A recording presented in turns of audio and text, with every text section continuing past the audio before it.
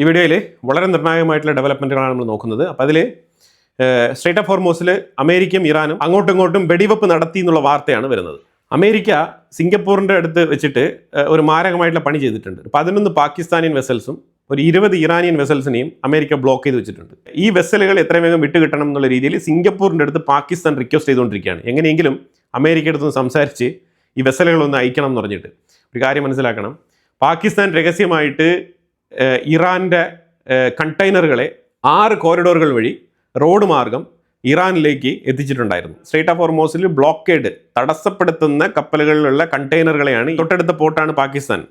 അപ്പോൾ പാകിസ്ഥാനിലേക്ക് അടുപ്പിച്ചിട്ട് അവിടെ നിന്നും റോഡ് മാർഗം കയറ്റി അയച്ചുകൊണ്ടിരിക്കുന്നത്. ഇത് CIA കൃത്യമായിട്ട് മനസ്സിലാക്കുന്നുണ്ടല്ലോ. പ്രത്യേകിച്ച് ബലൂചിസ്ഥാൻ ഏരിയയിലൂടെ കടന്നു പോകുമ്പോൾ CIAക്കൊക്കെ വളരെ വ്യക്തമായിട്ട് അറിയാം. അതുകൊണ്ടാണ് അമേരിക്ക പാകിസ്ഥാൻ ഇവിടെ കൃത്യമായിട്ട് ചെക്ക് പോയിന്റ് വെച്ചിരിക്കുന്നത്. പാകിസ്ഥാൻ്റെയും ഇറാൻ്റെയും വെസലുകളാണ് ഇപ്പോൾ തടഞ്ഞു വെച്ചിരിക്കുന്നത്. അതായത് നിങ്ങൾ സ്ട്രേറ്റ് ഓഫ് ഹോർമൂസിൽ വെച്ച് തടയുമ്പോഴല്ലേ നിങ്ങൾ പാകിസ്ഥാനിലൂടെ കയറ്റിക്കൊണ്ട് പോകുന്നത്. ഞങ്ങൾ അവിടെ നിന്നേ തടയാണ്. ഇവിടെ മലക്ക സ്ട്രേറ്റിൻ്റെ അപ്പുറത്ത് വെച്ചിട്ട് തടയാണ്. ഇനി നിങ്ങൾ എന്താണ് ചെയ്യുന്നത്? ഇനി നിങ്ങൾ അറേബ്യൻ സീയിൽ എൻ്റർ ചെയ്ത് വരണ്ടേ?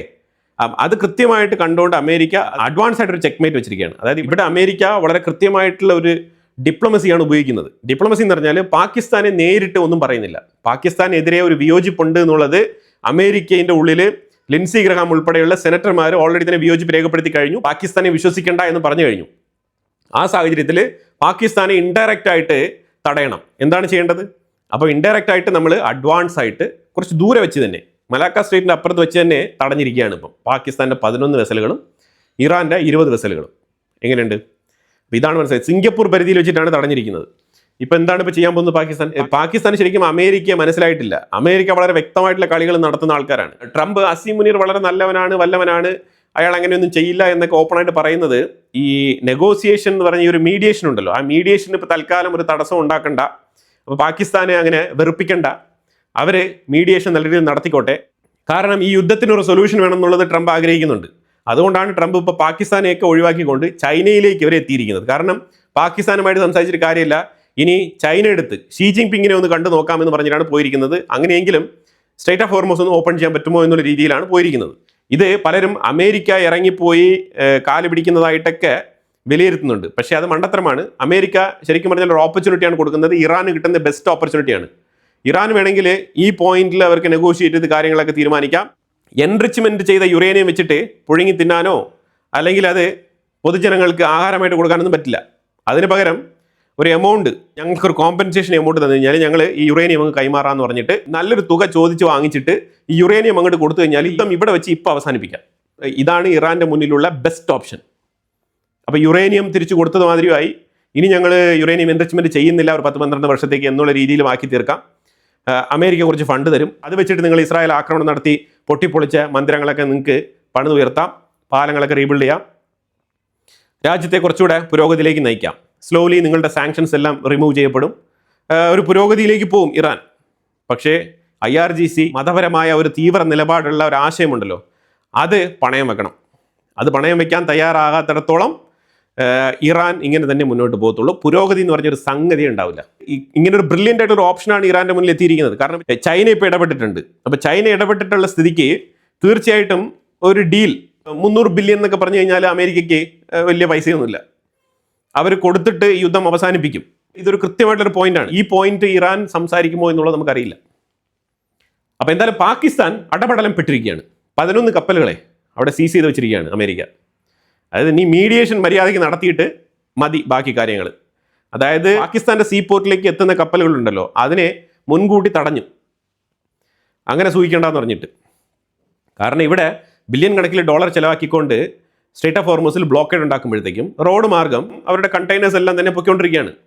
നിങ്ങളൊരു കാര്യം ആലോചിച്ച് നോക്കൂ, വളരെ ഈസിയാണ്. കാരണം ഇപ്പോൾ ഇറാനിന് എത്തേണ്ട സാധനങ്ങളെല്ലാം തന്നെ ഇറാൻ്റെ പോർട്ടിൽ എത്തുന്നു വെച്ചോ, ഇറാൻ്റെ പോർട്ടിലേക്ക് കപ്പലെത്തുന്നു. അവിടെ ശരിക്കും 5000 ആയിക്കോട്ടെ, 6000 ആയിക്കോട്ടെ, 4000 ആയിക്കോട്ടെ, അത്രയും കണ്ടെയ്നറുകൾ വന്ന് ഇറങ്ങുന്നു പറഞ്ഞാൽ ഈ കണ്ടെയ്നറുകളെല്ലാം തന്നെ ഒരേ ലോറിയിൽ വെച്ച് ഒന്നല്ല കൊണ്ടുപോകാൻ പോകുന്നത്. ഇപ്പം ചാബഹാർ പോർട്ടിൽ സാധനം ഇറങ്ങിയാലും ബന്ദർ അബ്ബാസിൽ സാധനം ഇറക്കിയാലും ഈ കണ്ടെയ്നറുകൾ അവിടെ ഉണ്ടാവും, മാസങ്ങളോളം അവിടെ ഉണ്ടാവും. കണ്ടെയ്നർ ലോറികൾ ഓരോന്നായിട്ട് വന്ന് ഈ ഓരോ കണ്ടെയ്നറായിട്ട് എടുത്തുകൊണ്ട് പോയിട്ടാണ് അവരുടെ കാര്യങ്ങളൊക്കെ നടക്കുന്നത്. അവിടുത്തെ സപ്ലൈ ചെയിനൊക്കെ കൃത്യമായിട്ട് ഓർഡറിൽ പോകുന്നത്. അപ്പം അതേ സപ്ലൈ ചെയിൻ പാകിസ്ഥാനിൽ നിന്ന് നടക്കുകയാണ്. എന്ത് വ്യത്യാസമാണ്? ഒരു വ്യത്യാസമില്ല. ഇറാനിൽ ചബഹാർ പോർട്ടിൽ കണ്ടെയ്നർ ഇറക്കി ക്ലിയറൻസ് എടുക്കുന്നതും അതേപോലെ പാകിസ്ഥാനിൽ ഇറക്കി ക്ലിയറൻസ് വാങ്ങിക്കുന്നത് രണ്ടും ഒന്നാണ്. അതാണ് മനസ്സിലാക്കേണ്ടത്. അപ്പോൾ ഇറാൻ വളരെ സ്മൂത്ത് ആയിട്ട് കാര്യങ്ങൾ നടക്കുന്നുണ്ട്. ഇൻഫാക്റ്റ് വളരെ ഫാസ്റ്റ് ആയിട്ട് തന്നെ നടക്കുന്നുണ്ട്. 6 കോറിഡോറുകളിലൂടെയാണ് സാധനങ്ങൾ പോകുന്നത്. ഈ 2 പോർട്ടിലും കണ്ടെയ്നേഴ്സ് അൺലോഡ് ചെയ്യുന്നതിൽ എന്ത് വ്യത്യാസമാണുള്ളത്? ഒരു വ്യത്യാസവും. കാരണം ഇറാന്റെ പക്കലുള്ള 10,000-3000 കണ്ടെയ്നർ ലോറികളെ ഇങ്ങോട്ട് പാകിസ്ഥാനിലേക്ക് വിട്ട് അവരെടുത്തുകൊണ്ട് പോയിക്കൊണ്ടിരിക്കുകയാണ്. ഇതുകൊണ്ടാണ് ലിൻസി ഗ്രഹാം വളരെ ശക്തമായ രീതിയിൽ സെനറ്റിന്റെ ഉള്ളിൽ പാകിസ്ഥാനെതിരെ സംസാരിച്ചത്.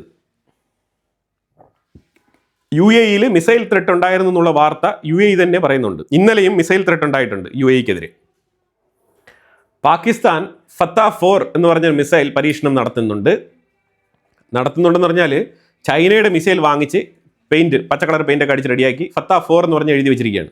അല്ലാതെ പാകിസ്ഥാൻ അവർ സ്വന്തമായിട്ട് മിസൈൽ നിർമ്മിച്ചു എന്ന് വിചാരിക്കേണ്ട, തെറ്റിദ്ധരിക്കേണ്ട ആവശ്യമില്ല. ചൈനയുടെ മിസൈലാണ്. ഇന്ത്യ അഗ്നി 6 പരീക്ഷണം നടത്തിയതോടുകൂടി, പ്രത്യേകിച്ച് മിർ കാറ്റഗറിയിലുള്ള ക്ലസ്റ്റർ വാർഹെഡുകളുള്ള മിസൈൽ പരീക്ഷണം നടത്തിയതോടുകൂടി പാകിസ്ഥാൻ അവരുടെ പല എയർ കോറിഡോഴ്സും അവർ ആക്ടിവേറ്റ് ചെയ്തിരിക്കുകയാണ്. അതുപോലെ ഇന്ത്യയുടെ ഒരു കപ്പൽ, ഒമാനിൽ നിന്നും ഇന്ത്യയിലേക്ക് വരാനിരുന്ന ഒരു കപ്പലിന് നേരെ ആക്രമണം നടന്നിട്ടുണ്ട്.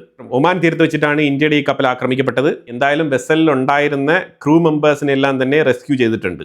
ഒരു സൈഡിലൂടെ ഇന്ത്യയുടെ അടുത്ത് പോയിട്ട് നിങ്ങൾക്ക് ഇറാനാണോ വലുത്, ഇസ്രായേൽ ആണോ വലുത് എന്നൊക്കെ ചോദിക്കുന്ന അബ്ബാസ് അരക്ചി ഡൽഹിയിൽ സംസാരിച്ചുകൊണ്ടിരിക്കുന്ന സമയത്താണ് ഇവിടെ IRGC ഇന്ത്യയുടെ കപ്പലുകൾക്ക് നേരെ തന്നെ ആക്രമണം നടത്തിക്കൊണ്ടിരിക്കുന്നത്.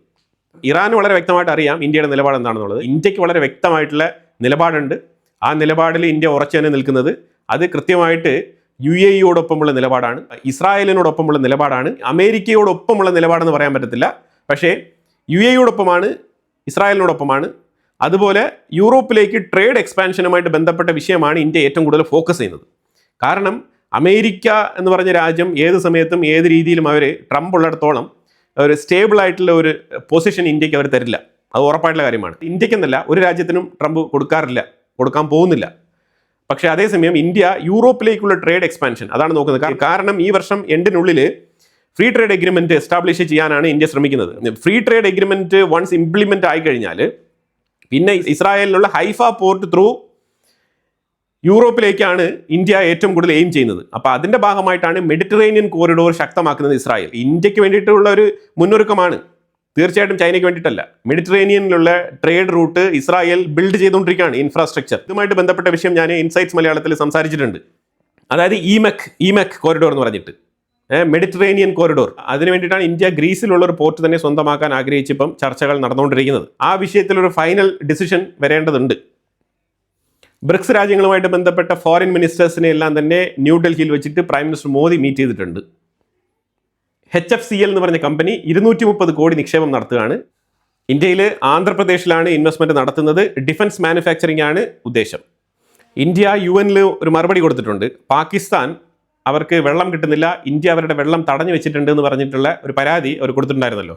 അതിന് മറുപടി ഇന്ത്യ കൊടുത്തിട്ടുണ്ട്. പാകിസ്ഥാൻ ഇൻഡസ് വാട്ടറുമായിട്ട് ബന്ധപ്പെട്ട പ്രശ്നം അവർ സ്വയമേ സൃഷ്ടിച്ചതാണ്, അല്ലാതെ ഇന്ത്യ സൃഷ്ടിച്ചതല്ല എന്നുള്ള രീതിയിലുള്ള എക്സ്പ്ലനേഷനാണ് ഇന്ത്യ കൊടുത്തിരിക്കുന്നത്. NIA ഹിസ്ബുൾ മുജാഹിദീനിൽപ്പെട്ട കുറേ തീവ്രവാദികളെ അറസ്റ്റ് ചെയ്തിട്ടുണ്ട്. ഇവരെല്ലാം തന്നെ മയക്കുമരുന്ന് മാഫിയ, അതുമായിട്ട് ബന്ധപ്പെട്ട കച്ചവടം നടത്തുന്ന ആൾക്കാരാണ്. ഈ ഹിസ്ബുൾ മുജാഹിദീൻ ഇവർക്കൊക്കെ ഇറാനുമായിട്ട് ബന്ധമുണ്ട് കേട്ടോ. ഹിസ്ബുൾ മുജാഹിദീൻ, ഹിസ്ബുള്ള, എന്ത് വ്യത്യാസം?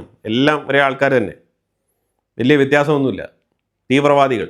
ഹിസ്ബുൾ മുജാഹിദീനുമായിട്ട് ബന്ധപ്പെട്ട ഈ വ്യക്തികൾ പോർച്ചുഗലിലായിരുന്നു. ഇന്ത്യ യുമാരുമായിട്ട് ബന്ധപ്പെട്ട കേസും കാര്യങ്ങളൊക്കെ ഫയൽ ചെയ്ത് പോർച്ചുഗലിൽ നിന്ന് പിടിച്ച് എക്സ്ട്രാഡിറ്റ് ചെയ്ത് ഇന്ത്യയിലേക്ക് കൊണ്ടുവരാണ്. ഇപ്പം ഇന്ത്യയിലേക്ക് എത്തിയിട്ടുണ്ട്. അപ്പോൾ ഏത് മൂലയിൽ പോയി ഒളിച്ചാലും ഇന്ത്യ തെരഞ്ഞു പിടിച്ച് കൊണ്ടുവരും. അതാണ് ഇപ്പോൾ കുറേ നാളുകൊണ്ട് നമ്മൾ കണ്ടുകൊണ്ടിരിക്കുന്നത്. അപ്പോൾ എന്തായാലും വളരെ വളരെ നിർണായകമായിട്ടുള്ള കുറച്ച് വിഷയങ്ങളാണ് നമ്മൾ വീഡിയോയിൽ പങ്കുവച്ചത്. ഇതിനെക്കുറിച്ചുള്ള അഭിപ്രായങ്ങൾ കമൻറ്റ് ബോക്സിൽ രേഖപ്പെടുത്തുക. കൂടുതൽ വാർത്തകളുമായിട്ട് അടുത്ത വീഡിയോയിൽ വരാം. Thank you so much.